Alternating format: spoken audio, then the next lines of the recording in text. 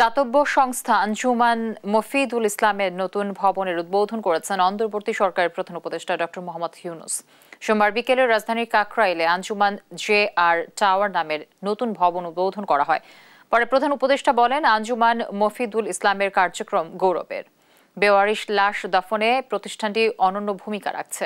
পরে এতিম শিশুদের সঙ্গে ইফতার করেন প্রধান উপদেষ্টা। এ সময় অর্থ উপদেষ্টা ডক্টর সালেউদ্দিন আহমেদ, খাদ্য ও ভূমি উপদেষ্টা আলী ইমাম মজুমদার, আঞ্জুমান মফিদুল ইসলামের সভাপতি মুফলে আর ওসমানী ও সহসভাপতি গোলাম রহমান উপস্থিত ছিলেন।